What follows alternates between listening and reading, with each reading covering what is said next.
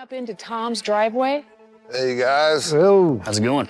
I see two good old boys, baseball caps, a little bit of camo. Hopefully they'll be able to offer some information that we can follow up on. That's huge. Oh, yeah. What is that, like a 17-incher? Look at this one. 17. That's the biggest one I've seen in the Midwest. All of these things are really nice indicators of a very likely real Sasquatch print.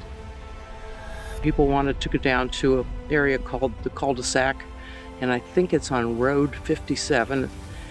It's a dead-end dirt road, and we stood around, and the people I was with were drumming, and when they stopped the drums, there was a huge scream, yell, right near us in the wooded part. The forest and back roads seem quiet and safe, but darkness changes everything. In this video, we follow 7 chilling encounters where fleeting figures, guttural calls, broken trees, and strange footprints reveal something moving just beyond sight, unseen, powerful, and deliberate. From shadowed woods to remote rivers, these moments prove the wilderness holds secrets few are ready to face.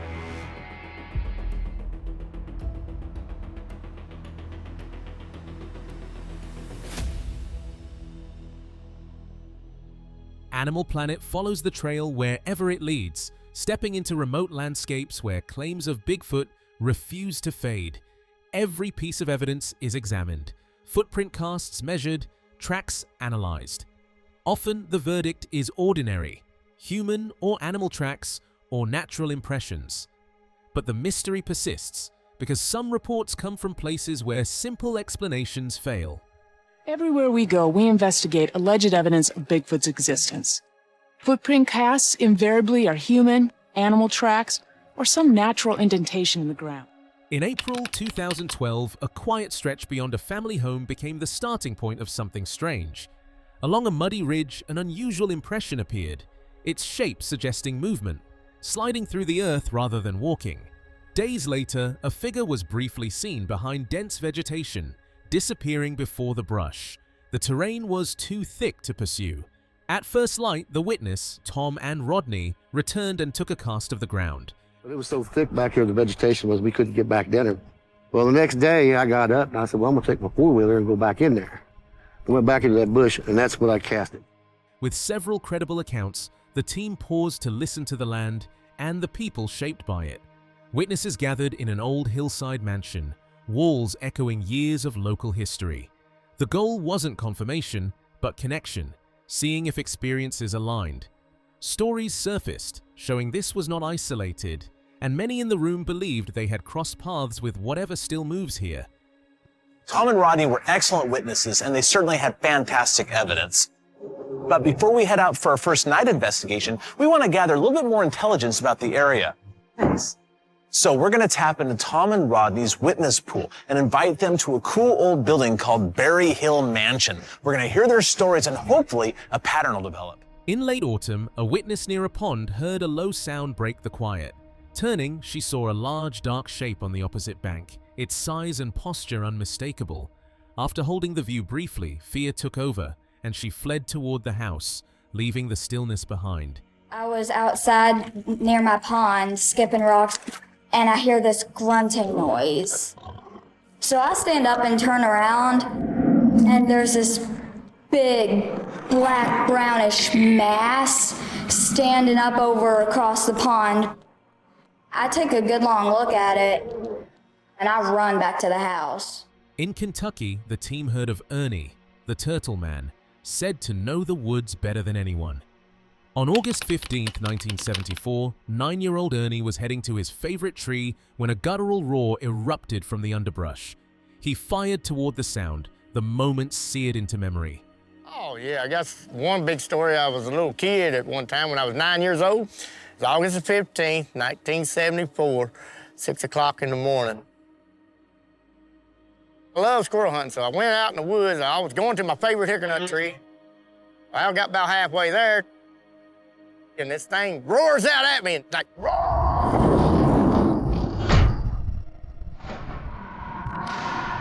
Down on the ground, I just, boom, shot towards where I thought it would be. The figure sprang into motion, chasing him with relentless purpose, closing the distance in a blur. He barely made it to the fence. Without it, escape would have been impossible. Classic legend behavior, meant not to harm, but to terrify intruders. Later, he found hair in splintered wood, which he collected and tested. And this thing here stood up 10 feet tall. You could see it moving. I mean, it just like this, just running after me, you know, like it, making big leaps, and it was gaining on me. I mean, it wouldn't have been for the fence, I think it would have caught me, but. The classic Bigfoot behavior is to not hurt you, but to scare the living out of you and drive you out. Woohoo! He did that. It worked on me, buddy. I ain't never forgot it. But I went back down there, and on the splinters, it had this hair on it. So I collected it. We actually had it tested. I gotta see this. Yeah. After tracks, fleeting glimpses, and unexplained sounds, one question lingers. What exactly is out there watching, moving just beyond our sight? And will it ever reveal itself or remain a mystery forever? In Wild Man of the Woods, the unexplained becomes real, and forest legends take shape. When Monsters, Michelle Soulier, author of Bigfoot in Maine, joins longtime friend Mona Jones, the focus turns to one unforgettable night in January 2005. Bitter cold filled the air, and what began as a quiet porch evening turned into a chilling encounter. Something unseen stirred in the darkness, and Monica knew immediately it wasn't ordinary. It was 2005, middle of January, about the 12th, I think. It was bitter cold. It was like in single digits, and there was no snow on the ground, and we had friends staying with us, and they smoked, so they were out on the porch 2 a.m, maybe. She was out there having a cigarette, and she comes in and she says, "Come out here." And went out there, and I could hear this thing or something, which at first I thought it was neighbor kids, but not on a school night. From the shadows of the icy woods, a strange shifting sound pierced the night, starting like a trembling, human-like voice before erupting into a guttural roar that shook the air as the presence crashed through the trees, its calls echoing across neighboring property. Every instinct screamed to retreat, yet the magnitude of what was out there made it impossible to look away. That night, the forest revealed something neither animal nor human, and its memory lingered like a shadow she couldn't escape. The thing was, we had hundreds of animals on our property. Chickens, peacocks, goats, sheep, all kinds of animals. And we had had experiences in the previous weeks and didn't know what it might be. But that's, if it was a Bigfoot, it was, I think, more than one. And maybe they were just passing through, going past our little farm and going to grab a chicken or a rabbit or something. They might have been visiting for a couple days. So there was no snow on the ground, so there was no tracks. Mona Joan, Monica's longtime friend and fellow Bigfoot enthusiast, had her own unnerving encounter, but not deep in the wilderness. As her son played near the barn, a shadow shifted among the trees, too large and deliberate to be an animal. The sight sent a jolt of pure terror through him, a silent realization they were being watched. It must have been maybe about 10, and him and the neighbor, we kind of live out in the country. So him and the neighbor boy had been back behind their barn, back next to their barn, playing and laughing and doing the things kids do. And he said that there was something was back there just watching them do it. And his story to this day, he is 21 years old. His story has never changed. He still swears that that happened. Years later, he recounts it the same way. Even now, no one in the family dares step into the backyard alone after dark, a haunting reminder some presences are better left unseen. And then he said that he saw another one, a different color one down by the creek, because we live right where there's a small creek too. And he said twice that he has seen something on that property. And it's the eeriest feeling not one of us will go out into our backyard alone at night. Monica and Mona Joan returned to a spot they had visited before, intent on understanding the mysterious sound. As darkness fell, they were inside the tent, phones casting pale light, teasing each other in shadows, oblivious to storms outside. Eventually, sleep claimed them. That's when the sounds began. Voices, faint but unmistakable, male and female, moving together. Somehow, it felt like a family. Footsteps cracked through the underbrush, coming closer, steadily. The river was up to where you weren't allowed to take canoes down or tubes or anything. Everything was off limits. So we didn't have anything better to do, and it was already dark. So we sat in the tent with our lights on our cell phone and made hand puppets on the side of the wall. And, we're grabbing each other in the shadows, and we were laughing, just cackling, laughing, just having a good time, not thinking of where we were or the storms outside. And then after a while, we fell asleep. As if whatever was out there knew exactly where they were. Suddenly, Monica woke fully in the tent. The footsteps had been there longer than she realized. Then came the hum, deep, flat, unnervingly unnatural. It wasn't patterned or familiar, but raw and biological, vibrating through the night. The sound circled her side of the tent, footsteps pacing with it. I heard a humming that was extremely deep, and it was a monotone. It wasn't a tune to it at all. It was just a it sounded biological, and it was coming around my side of the tent, and I could hear it walking around the tent and then going across the front of the tent. Late that night, a sharp metallic tapping echoed through the rain, like a coin striking steel, coming from an old tank nearby. Strange whistles followed, bird-like yet impossibly wrong. Kevin, the tallest at nearly 7 feet, was sent closer, stepping toward the eerie sounds. At that time, I did hear something that sounded like someone tapping a dime or a piece of metal on a tank. There was like oil well there or something, and it sounded like something tapping on that. And then there were whistles like birds, but it was raining and it was nighttime, so I couldn't understand what type of bird that would be, and I kind of... The campground revealed its unpredictable, eerie side, where the line between ordinary and unknown vanished in an instant. Monica saw it first, a large, hairy figure moving through the woods, not along the path but crushing through underbrush. Its head bobbed with each step, arms swinging naturally, almost human in motion, but far too massive, far too unfamiliar. Her instincts kept her safe, but the memory of that shadowed figure, its heavy steps and impossible presence, lingered, a quiet warning that some corners of the world are best observed from a distance. I see this hairy thing walking across through the woods, not on the sidewalk or anything, and he's just crunching and walking, bobbing his head, and it was swinging its arms, but I actually thought it was him, so I really didn't pay that much attention to it. Although she never got a clear answer, the sighting left her with more questions than certainty. What moved through the woods so deliberate and alive? An animal, a person, or something far stranger? On small-town monsters, ordinary backroads and quiet forests often hide the extraordinary. In one story, Kenton J. Moore, an author from British Columbia, recalls a late summer hunt just outside his home. What began as a simple outing with a close friend quickly turned into an encounter that challenged everything they thought they knew about the wilderness, and about what might be watching from the shadows. So it was September, about 2 years ago now, 2023. My best friend and I were hunting just a few kilometers away from the house, and we'd gone up this offshoot road, and we had my best friend's 2 daughters in the truck with us. I was in the passenger seat with the rifle, and my buddy stops the truck and he said he saw something go over a ridge. The truck halted and something flicked over the ridge. At first, it could have been a deer, but instinct told otherwise.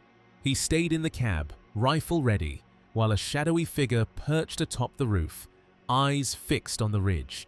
From the trail, another figure climbed, paused, then vanished over the far edge, leaving the forest heavy with a silence that felt alive.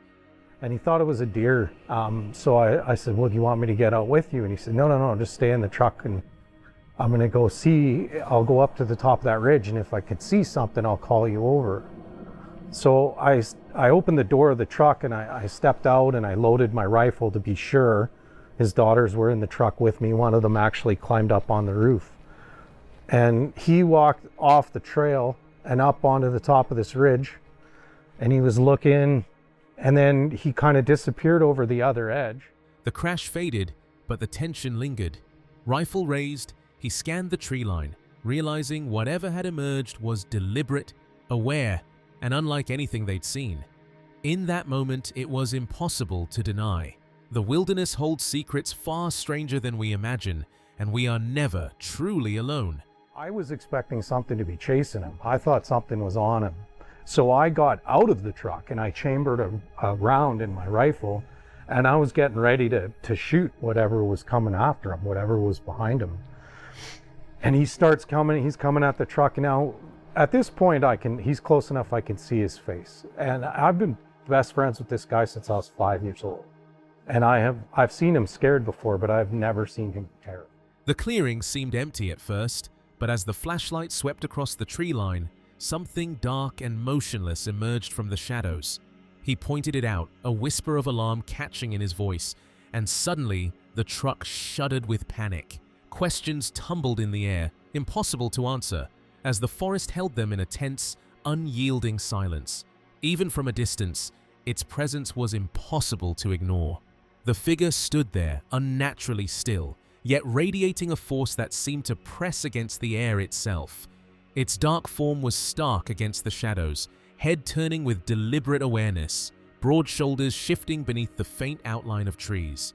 Every detail, the way it held itself, the depth of its darkness, made it almost impossible to believe what they were witnessing. And caught a glimpse of something. And zoomed in, I just remember seeing this black inky thing standing there, and kind of told everybody else, like, hey, look at that. And that's when Corey started freaking out. Yeah, and yeah, he was like really rocking the truck back and forth, and I was like, dude, shit. And he started like, what the is that? Yeah. Like, what are you looking at? Tell me what it is. And then that sort of thing. And Jenny Chapman was a mother living in a small cabin with her 3 children, her husband, away working for the railway. Used to the quiet rhythm of rural life, she had never imagined that one evening, the forest outside would reveal something utterly beyond explanation, an encounter that would shake her sense of safety and wonder. As darkness fell, they returned to the site, performing wood knocks and call blasts. Then came the sound, footsteps through the underbrush, branches snapping with deliberate weight, too precise to be wind. Something unseen was moving, watching, waiting, and deciding whether to reveal itself. Jenny Chapman was in a little cabin here with her 3 children. Her husband George was working for the railway, okay, so he wasn't at home. They had 3 kids at the time. One of the kids came in and said, Mommy, there's a strange looking cow coming out of the trees, coming across the clearing. And she didn't see a cow, she saw a large 8 to 9 foot teak colored, hair-covered creature with black skin on the face and hands, so that she could see. She described it as teak color, almost like the color of a boat oar. The woods were alive with movement, something unseen weaving through the shadows, leaving traces that defied explanation. Strange sounds rose from the underbrush, a haunting call just beyond reach, while faint, inexplicable scents lingered in the air. As they retreated toward town, the forest seemed to watch, its secrets slipping quietly back into darkness, leaving only unease and wonder in its wake. If these forests hold glimpses of the unknown at every turn, and witnesses across time and place have felt its presence, then what truly walks in the shadows, and will we ever be ready to face it? Cabin in the Woods follows the clues the wilderness can't hide forever.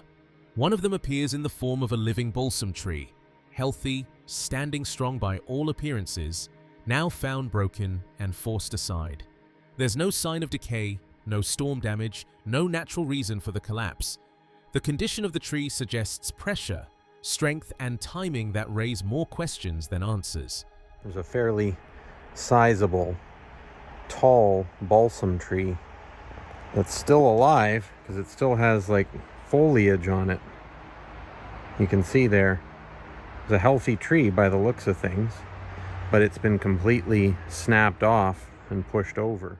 Up close, the fallen balsam almost seems explainable, its roots exposed, as if nature simply gave way. But the evidence refuses to cooperate. The wood is solid, unspoiled, and strong. Beside it, a massive poplar tells the same story. Its trunk snapped rather than uprooted, the break fresh and clean, as though the tree was torn apart by force rather than time. Two healthy trees, damaged in different ways, yet neither weakened by rot or weather, leaving one unsettling question hanging in the air. What moved through here with enough strength to do this, and why? So here's that fallen balsam. And I've gotten close enough now to see there is a root ball. So maybe it fell down naturally, but the wood seems sound. And also right next to it is this substantial poplar, which also looks like it was broken off. But you can see that wood is all sound. There's no rot in there. It's just solid wood that was just ripped off somehow. And the trunk broke in this case too. It wasn't the roots that gave way. Before turning back, he strikes the trunk with a stick, a sharp knock echoing through the trees, a question cast into the quiet. For a moment, nothing answers, and then, faint but unmistakable, a single knock returns from deeper in the forest. It's distant, deliberate, and impossible to trace. The silence that follows presses in, heavier than before, leaving him with the unnerving sense that whatever heard him is watching and waiting. Before I head back, I might as well just try a couple of wood knocks on this tree with a stick here, see if I get an answer.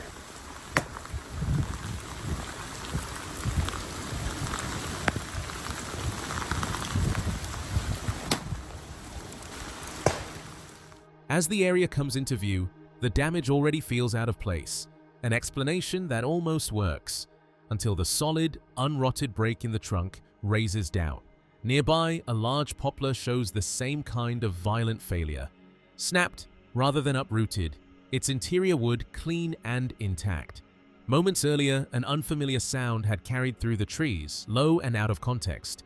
And now, standing between two healthy trees broken without warning, the forest feels less quiet, like whatever caused this hasn't gone far. He's fairly certain he's back on the path, but the forest no longer feels neutral. An instinct he can't rationalize keeps drawing his attention behind him, toward the stretch of ground he just left. Earlier, at the edge of the bluff, there was a sudden break in the stillness, a flash of movement, fast and intentional, crossing the tree line before it vanished. It wasn't clear enough to name, not stable enough to capture, yet the absence of proof does nothing to quiet the unease. Whatever moved there didn't need to be seen clearly to be felt, and the feeling hasn't let go. The true force behind the snapped trees, distant knocks, and fleeting movements remains unknown, leaving him, and us, to question what unseen presence might still be moving silently through the forest. Flash of beauty, Bigfoot revealed follows Hugh Knight, a lifelong explorer of the rugged forests near the Columbia River. An avid rockhound, he spent years in remote, hard-to-reach places, never expecting to encounter anything beyond stones and crystals. Tales of Sasquatch, he dismissed them as myths and hoaxes, until the wilderness itself began to challenge everything he thought he knew. My name's Hugh Knight, and before getting into all this research, I was always in the forest, always in the woods, very outdoorsy, an avid rockhound, always taking me into really hard to get to places, looking for rare rocks and crystals, things of that nature. And my parents live on an island near the mouth of the Columbia River. And so that's an area that I've grown up exploring and spending a lot of time in.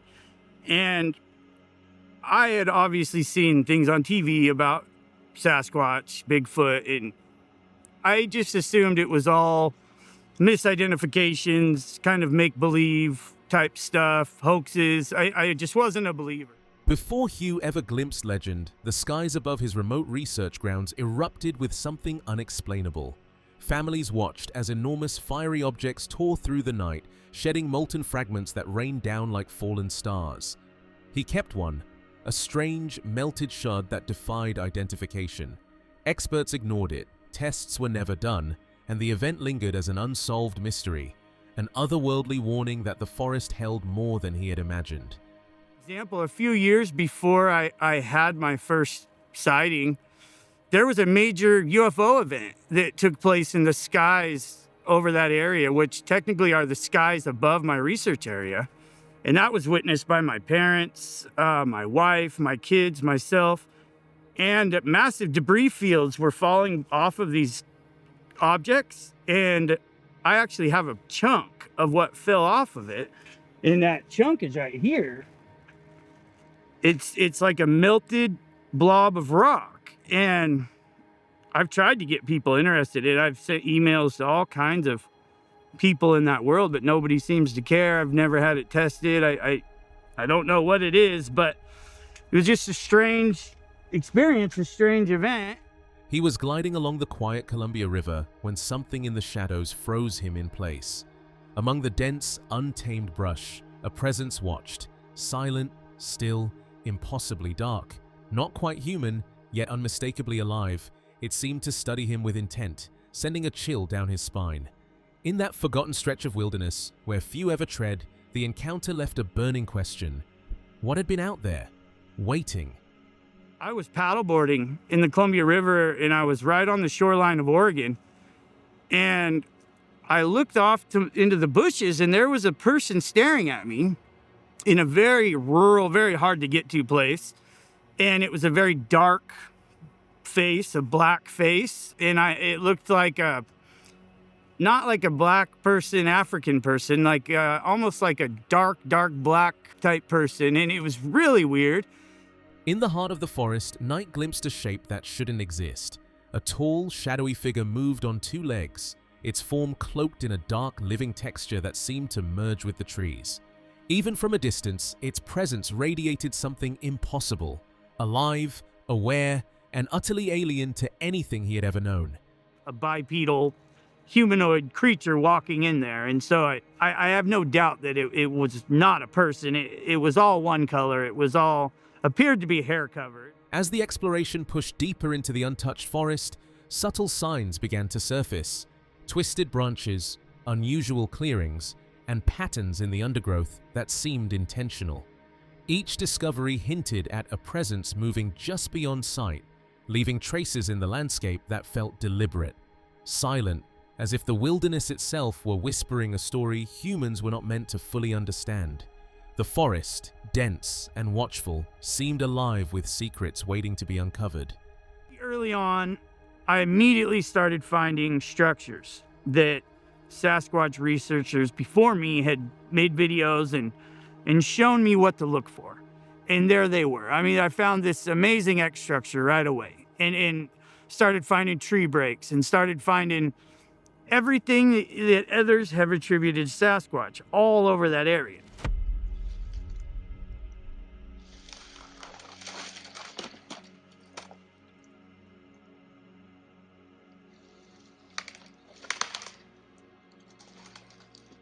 While exploring a remote canyon river, a small footprint in the sand caught attention. Smaller than a child's, yet perfectly formed and unmistakably humanoid. It had been there long enough to bear the marks of rain, but no one had been nearby for miles. The wilderness was nearly untouched, yet here was evidence of something, or someone, moving silently through the forest, leaving traces that defied explanation. In the sand was a child footprint, smaller than her foot. And I have the video, it's on one of my channels. It had been there a while. It had had some rain hit it. It wasn't super clear, but it was a it was a humanoid shaped footprint to a very small child. And I've never seen a kid in this area ever. I've never even encountered a person in the woods up there. The only time I've ever bumped into a person up there is on the gravel roads. So Just as they were ready to break camp, something stopped them cold. Footprints, large, deliberate, and unmistakably humanoid, cut a path straight through the campsite. One print, pressed into the moss and leaves beside the truck, revealed sharp, clear toe impressions, as if whatever had passed was watching them.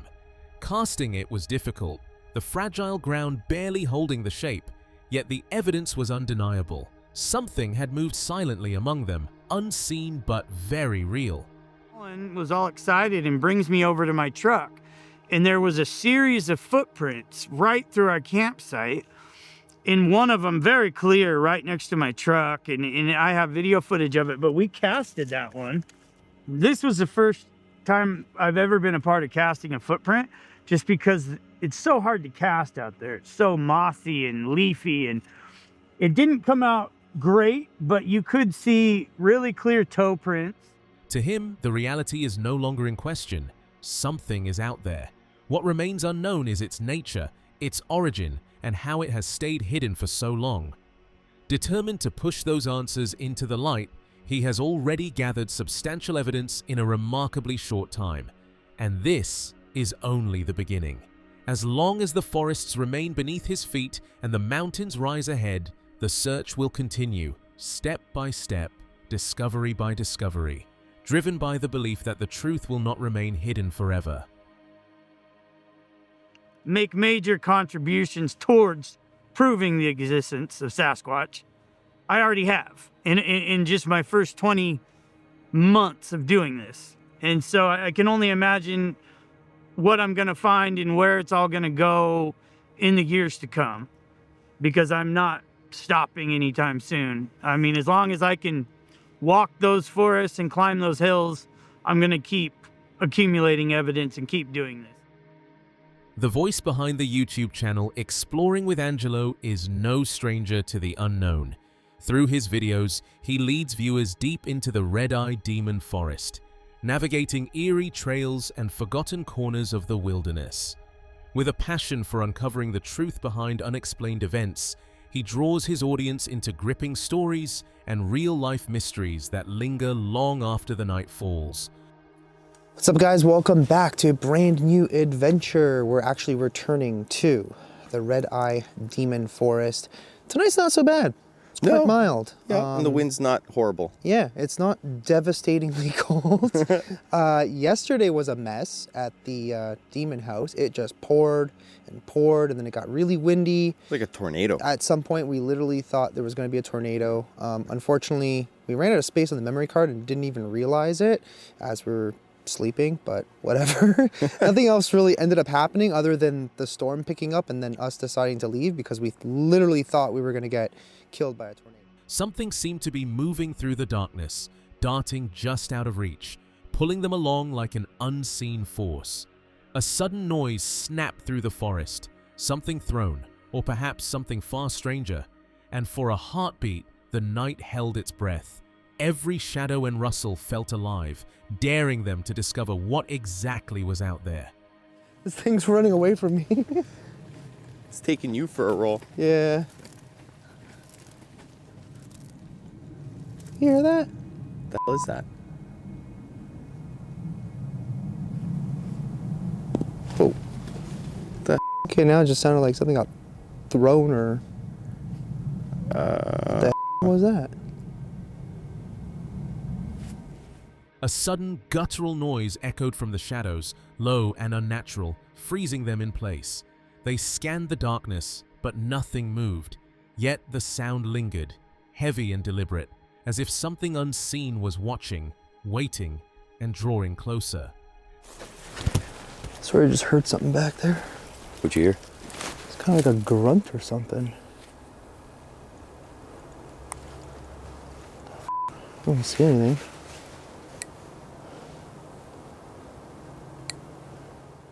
Confusion and unease gripped both of them as the forest whispered its secrets. Unfamiliar sounds echoed eerily, striking with a strange familiarity that made no sense. One of them considered moving closer, but instinct held them back, forcing a tense pause as the darkness seemed to watch and wait. Oh, that's creepy. Yeah, what the... I'm so confused right now. Dude, this doesn't even make sense. This happened last time, but it sounded like you. Exactly. Okay, are we like... I might go down there after, but I'm gonna just postpone that for a moment. A shiver ran down his spine, but he kept the recorder in his pocket and pressed forward. The forest seemed to lean in closer, shadows twisting around him, when a whisper brushed his ear, low, intimate, and impossible to place. His voice trembled as he asked, "What are you trying to show me?" That was creepy. Forever bound? Why are you forever bound here? Why won't you leave? I'd like to know that too. Cheryl has a secret. Again with this Cheryl. I was gonna say Cheryl, yeah. Yeah. So was... Okay. I swear somebody just like spoke in my right ear. Go back later. Go back where? On the path? Or trail? It literally sounded like somebody almost like whispered into my ear. Cheryl, are you trying to tell me your secret or something? Footsteps shattered the silence, sudden and deliberate, sending a jolt of fear through the team. Every instinct screamed danger as the sound pressed closer, impossibly near yet unseen. Shadows seemed to twitch at the edge of their lights, and the darkness itself felt alive, watching, waiting, and daring them to move.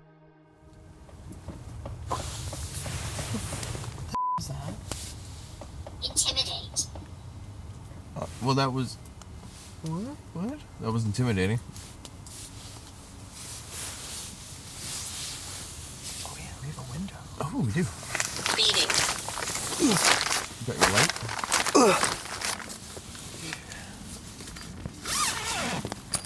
Not that I could really see anything. That sounded like it was right there. Hello? The interruptions kept coming, each one rattling their nerves. Despite the fire's protective glow, something had crept unnervingly close, its presence heavy, deliberate, and impossible to ignore. Their backpacks and camp lay just a few feet away, a tenuous shield against the unknown. Hearts raced as the forest seemed to close in, shadows stretching like hands, daring them to move, daring them to see what should not be there. Interrupted. Okay, how does this thing fold up now? I mean, because of the fire, it shouldn't really come here, but... Man, that thing got real close. Yeah, I know. I'm actually surprised at how close it got. Okay.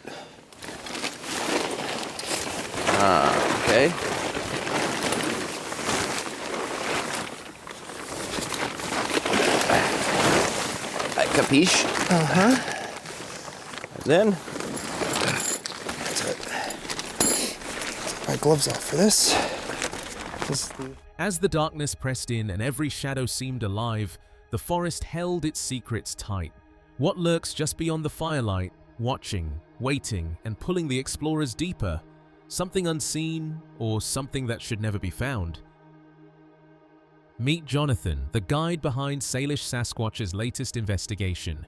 Through his insights and connections, he brings viewers into the heart of Lewis County, near Titan AM Park, where a recent roadside sighting has sparked intrigue.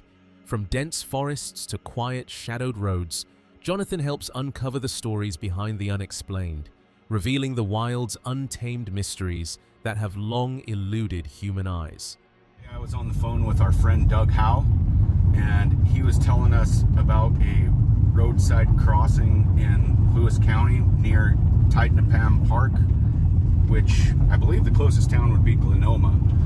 And apparently the witness had seen the Sasquatch across the road from 20 feet away. And so today we're meeting up with the witness as well as Doug, and he's going to give us an interview and let us know what he saw. Doug Howe, a seasoned tracker and longtime student of the Unexplained, received a call from his neighbor, Todd Apple, about a shocking sighting. Todd's friend, Merritt, a truck driver near Easter R Lake off the road, had a close encounter on a quiet stretch of road. A massive, shadowy figure suddenly bounded across in front of his truck, sprinting over 100 yards before vanishing toward the river. Towering far above a human, cloaked in dark, shaggy hair, and surrounded by a powerful, unsettling odor, the creature left AM shaken, and Doug eager to investigate the story further. Todd Apple, who lives in the valley just below me, he gave me a call last night and said, hey, I got a friend, his name is Merritt. He drives truck and just east of Rife Lake off the 300 road. He's driving his truck and Sasquatch jumped out in front of his truck and right in front of his front grill, ran over 100 yards in front of him down the road before it took off north down to the river. and at least 9 feet tall and heavily matted blackish fur. Yesterday afternoon, Merritt was heading down the hill after work when something dark and massive suddenly vaulted from the hillside. It raced across the road near the parked vehicles, moving with astonishing speed before disappearing into the trail beyond. Behind the wheel of his truck, traveling a few miles per hour, he caught a glimpse of the creature, its shadow nearly level with his windshield, a fleeting, spine-chilling glimpse of something far larger and more powerful than anything he had expected. Yesterday afternoon, after work, I was coming down the hill and a dark creature jumped off the hill right there and ran down the road to where we're all parked down there, and then darted down the trail. And I was in a dump truck, and it was about level with the windshield of the dump truck, and we were doing about 25-30 miles an hour down the hill. So that's basic. The creature loomed over the road, its massive shoulders tapering to a narrower midsection before broadening at the lower body, moving with an almost unnatural power. Its long, shaggy hair, dark with streaks of brown, rippled as it passed, giving it a wild, untamed presence. And the smell, pungent, rank, and unmistakably primal, hung in the air like a warning, a reminder that something far beyond ordinary had just crossed their path. 10 feet tall, or 9.5 feet tall. It had big shoulders, went down, and then it got skinnier around the stomach, and then wider around the hips, and then straight down. It was really shaggy, long, blackish brown hair. And the smell, I'll never forget that smell. It smelled like wet dog, it smelled like a dog just went swimming in like a couple-year-old pond. It just stunk so bad. In this video, we explore recent sightings. Some stories stay with you long after childhood, like the one Ariel remembers from the house she grew up in. Across the street, an old, quiet cemetery stretched in the fading light, and she would watch from her window, hoping to catch a glimpse of deer or something far stranger moving among the shadows. With her neighbor fretting over her roses, those evenings held a mix of curiosity, tension, and the thrill of the unknown. And when I lived there, we didn't really have a whole lot. We didn't have TV or anything like that. And at the end of the day, I would quite frequently look out the window and look across to see if I could see any deer in the graveyard. The old lady who lived next to me, she had some prize roses in her front yard, and she was always telling me, oh, these deer are always eating my roses, I can't stand it. And so I had moved up from California, and I really wanted to see any animals that I could see, and so I would always look out the window hoping to see deer and anything else. And so one night I was... Two glowing eyes caught the dim light from inside, staring unblinking. She dove under the blankets as heavy, hurried steps retreated into the darkness, powerful, unidentifiable, and gone in an instant, leaving only the echo of its presence. Saw staring back at me these two yellow eyes reflecting the light from inside the house, just looking right at me. And I, understandably, freaked out. I took my blankets, I threw my blankets over my head, and I was like, no, no, no, no, no, no, no, I don't know what that is, but I don't want to see it. And when I threw my blankets over my head, I could hear something walking away or running away from my house. I don't know, I couldn't tell you if it was bipedal or quadrupedal. All I know is it made a lot of noise leaving from that window. Looking back on it, I definitely think that what was looking in my window was a Bigfoot. Observers often note that Sasquatch faces carry an eerie hint of humanity, features that feel familiar yet otherworldly. AI attempts to recreate them usually miss this subtlety, producing ape-like traits, while in reality, it suggests something far closer to humans than anyone expects. It's more human. And then the nose is not like an ape nose, it's more human. I reached out to a woman named Sibylla Irwin.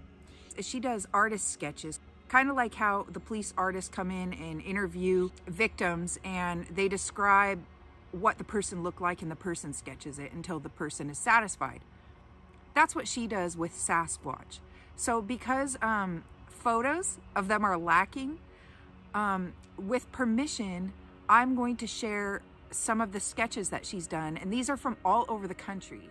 Over time, even subtle sounds, coyotes, knocks, or voices take shape visually, turning hours of night recordings into minutes of insight. Sharing these discoveries reveals a hidden world of creatures few ever see. looks like, you know what people talking looks like. And that way you can identify these a lot easier, and you can go through an entire 8-hour night in 15 to 20 minutes. And then see what you can get, see what you can come up with. And I hope that this video encourages people to upload it to whatever media platform you have so that more people are aware of these creatures. They're absolutely fascinating, and I feel like the general public is completely deprived of not knowing about these amazing creatures.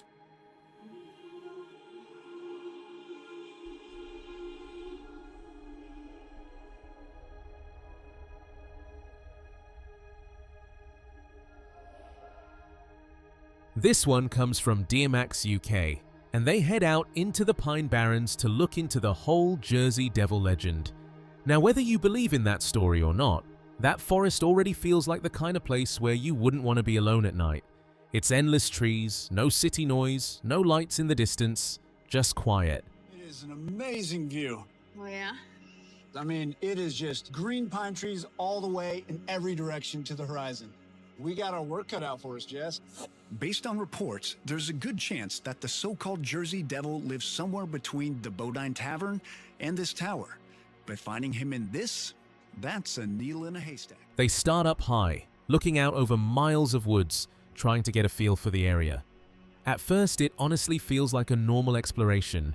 They're talking through ideas, pointing things out, just taking it all in. Nothing feels tense yet. It's more curiosity than anything. Yeah, I mean, in an area that is completely uniform with pine trees, anything that... Jess, you heard that, yeah? Yeah, I did. What was it? I have no idea. As it's getting sundown, a lot of birds start to call when they go to roost for the night, so... That didn't sound like a bird. There's about 300 species that can be found here, Jess, so... Do any of those 300 species of bird growl? I actually have no clue. But once the sun starts dropping, you can feel a shift. Just that natural moment where daylight leaves and everything looks the same, but feels different. The woods get still, conversations slow down. You start noticing little sounds you would have ignored earlier. You see anything down that way? Not seeing anything.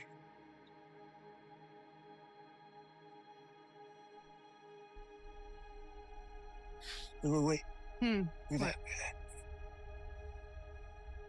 Wow. Oh, check this out. Are you kidding me? Look at the size of this thing. It's some sort of building. Yeah. I mean, it just keeps going. Look, there's another wall. They move to a spot that gives them a wide view and decide to stay there through the night. Cameras go up. Different tools come out. It feels controlled at first, like they've done this before and know what they're doing. Then something small interrupts that comfort. A sound. A movement. Big enough to make both of them react. And that's the interesting part. It's not about what the sound was. It's about how fast their tone changes. You can hear that split second where curiosity turns into alertness. Yeah. Maybe he'll perch over there. Good visibility to the tree line. Mm-hmm. I think I'm gonna go all around the periphery. Mm-hmm. Have the thermal imaging cameras. We'll shine it up in the trees.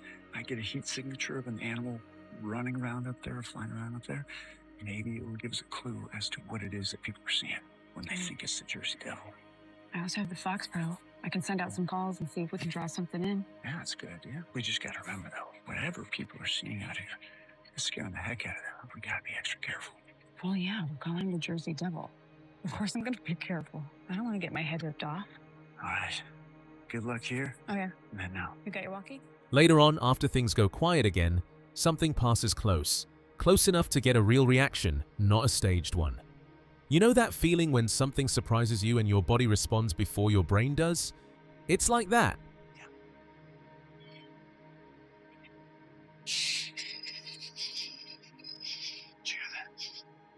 Something up here. Come on, what was it? Look at that. I just saw some bats flying by. To see it fly across the night sky with the thermal is amazing because they're really hard to see with just a flashlight. But this thing, they are lighting up. Amazing. Okay, I've got the night vision camera set up, and I'm ready to send out some calls with the fox. They check what they captured, and there's a quick glimpse of something. It doesn't answer anything clearly. It just adds more questions. One of them tries to lean toward a simple explanation. The other isn't fully convinced. What was that?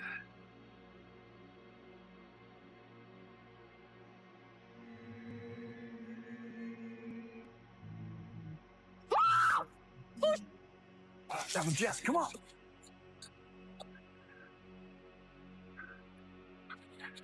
So what happened? Something flew right over me. What the heck? I'm gonna check the thermal camera. Maybe it's still here.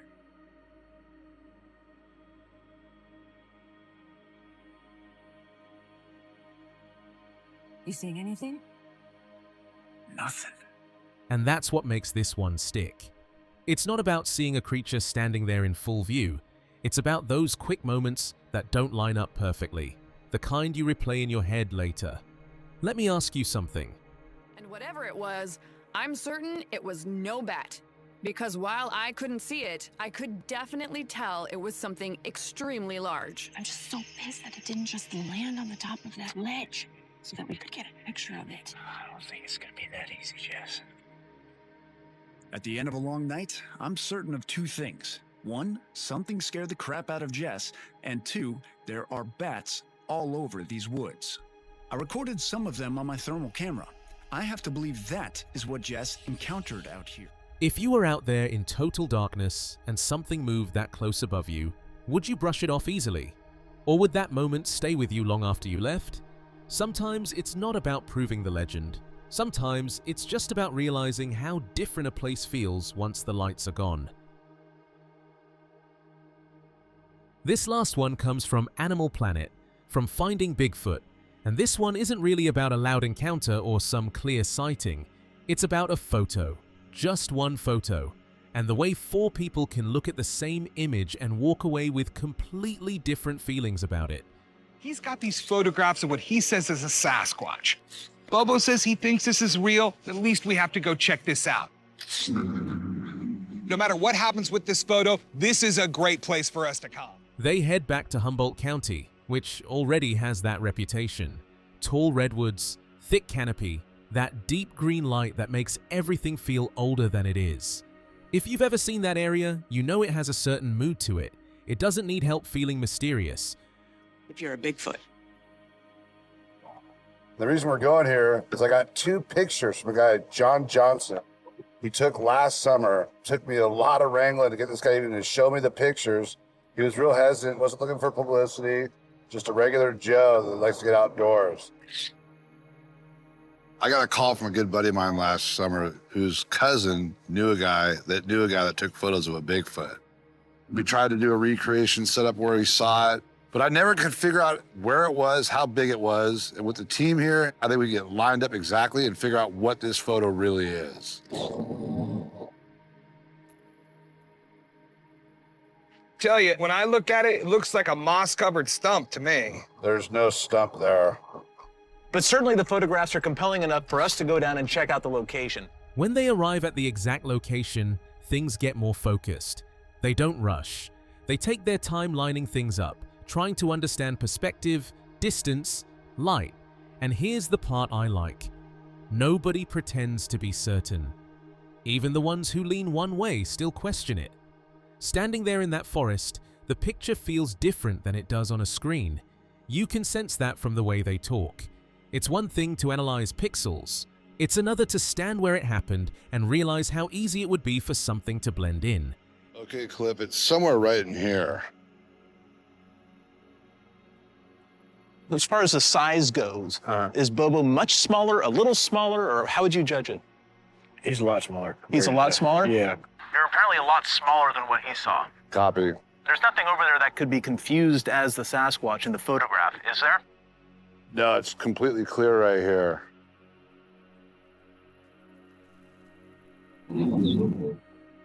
Here we have 2 photographs side by side. Your original with one of Bobo's recreations. Well, to me, it's quite readily apparent that this is not the same place. Because, you see, this one is today, and this stump wouldn't have gotten itself there since August of last year, and this stump is clearly not here. As they compare angles and details, the split becomes clearer. One side sees something that doesn't quite match the surroundings, the other sees something that fits perfectly once you look at it a certain way. And neither side is dismissive, they just honestly see it differently. I would argue that this white thing here is the overexposed stump, as is evident by this black line that goes up that we can see here as well. I don't see this at all. Cliff is trying to argue that the stump on the right-hand side is visible in both photos. But I strongly disagree with that, and I think it's one of many glaring inconsistencies in these photos when they're side by side. This is clearly not the same view that John took the photo of. Later, when they head out at night, the mood shifts again. The woods feel alive in that quiet way they do after dark. They spread out, call into the trees, and wait. Those waiting moments are almost more intense than any big reveal. You're listening for something you're not even sure exists. Nothing jumps out. Nothing gives them a clean answer. And that's kind of the point. This one isn't about proving a creature is there. There's a bunch of elk in here. Boy, you can sure tell you're in a protected area because they're not jamming yet. Renee, what's the status over there? Bobo and I just made it on top of this ridge here. We're in a good spot to definitely start making vocalizations. Yeah, let her rip, and if we hear him, we'll let you know. Fire one off, Bobo.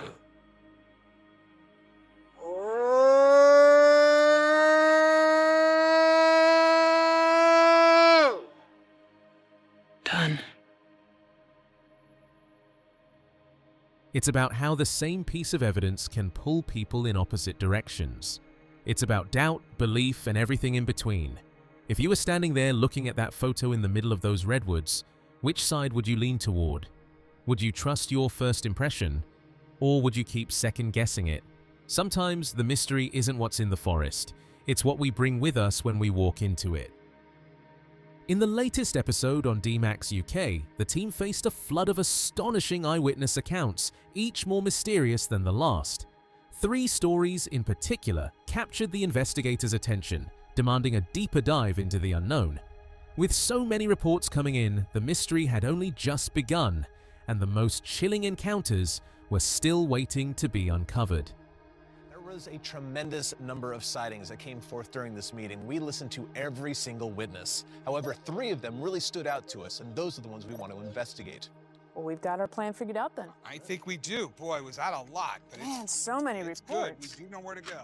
The BFRO team visited the Muncie, Delaware Indian Reservation to meet Chief Little Soldier, a respected leader with a deep connection to the land. For years, he had reported strange visitors and discovered mysterious tracks, passing down knowledge from generations. To uncover the truth, the investigators first listened to someone who had witnessed it all firsthand. This particular reservation has had Bigfoots visiting it for several years now. Chief Little Soldier says that he hears them on a fairly regular basis and even finds footprints around. This is the property where most of the Bigfoot action has been happening lately? Yes, we've had all kind of activity. Native Americans have been living with the land and with Sasquatches for as long as they've been on this continent. They know far more about the local Sasquatches than any Bigfoot researcher nearby would. We need to talk to Native Americans no matter where we go. While marking trails, the witness heard a sudden snap and spotted a massive figure staring back. In an instant, the creature bolted down the ravine with astonishing speed, vanishing almost as quickly as it appeared. Nearby, Chief Little Soldier, busy driving a post, witnessed the incredible display, leaving everyone in awe of the being's sheer power and agility. Is this the spot? This is the spot. I was putting in trail markers, and I heard this branch break. I saw a creature that was immensely huge looking back at me. It took off down the side of the ravine. I ran toward it. There was no way I would have any chance of catching up with it. Oh, wow. Now, how fast do you think would you say it was going? Well, I know he made it from when I turned here, he made it down to that ravine in probably less than 6 steps. Wow, so nice big long steps in, huh? Cliff noted that while Sasquatch sightings are rare, clear daylight encounters are even more extraordinary. The witness, long aware of unusual happenings on the land, recalled decades of strange sounds and fleeting shadows. Finally, seeing the creature on sacred terrain brought him not fear, but a profound sense of connection, as if he had touched a living thread of the ancient stories he grew up hearing. Nothing that you've told me so far is really out of the ordinary for such an extraordinary event, such as a Sasquatch sighting. And you're so lucky to have such a good look at it in like later in the day, but definitely daylights and relatively close. A lot of people don't get an opportunity to see him this close. You're a very fortunate man. I have to ask, what do you think about the whole event? I've been aware since '98 of the strange things that occur on the land here and the sightings and the noise that we've heard. It reminded me a lot of the ancient stories that have been told to me, and the fact that I'd actually seen one here on our ceremonial land, it gave me a feeling. The team returned to the Salt Fork area to meet Tim Stover, a hunter who had experienced a remarkable sighting from his tree stand around this same season. Before heading to Tim, they picked up Bobo, who had been exploring the area in recent days. His presence promised valuable insights. He might have heard or seen something in the very spot where the earlier encounter had occurred. Today we're going back to the Salt Fork area to meet with Tim Stover. He was the hunter who had a sighting when he was up in a tree stand about this time of year. We want to pick up Bobo first though. Bobo's been going around in Salt Fork for the last few days, so he probably has information to bear and may have even heard something in this same spot. Tim Stover, known in the Bigfoot community for his honesty and radio show, had never forgotten the day that changed everything. 2 decades ago, while perched in a familiar tree stand, a sudden crack from the woods drew his gaze. What he expected to be a deer was something far larger, a massive figure standing silently, staring back at him. The moment left a lasting impression that haunted him ever since. Tim's a fairly well-known guy in the Bigfoot community. He hosts an internet radio show. He's known as a good, honest guy, straight shooter, so I'm pretty stoked to get back out there and see where it was. Were you up in the tree stand when it happened? Yes, this exact tree right here 20 years ago in 1992 is where it all happened. I was up in the tree stand. I could hear a stick break to my 2 o'clock position. I thought, well, it's got to be a deer moving through there. When I looked over there that thing was standing there. Tim was one of the most credible witnesses the team had encountered. The Sasquatch he described had an unusually light coat, setting it apart from most reports. Sightings of this pale variant have surfaced repeatedly in the area, hinting at a strange consistency that fascinated and unsettled the investigators. I find Tim to be a very credible witness. The Sasquatch that he saw does not conform to people's expectations about Sasquatch, but this particular color of Sasquatch, the lighter variety, has been seen again. Could these repeated sightings of the pale Sasquatch indicate a hidden population, or is something even stranger lurking in the shadows? In the end, these encounters are a stark reminder that the wilderness is never as quiet as it seems. When darkness falls, you're never truly alone. And sometimes, whatever moves in the shadows is watching, and making sure you know it.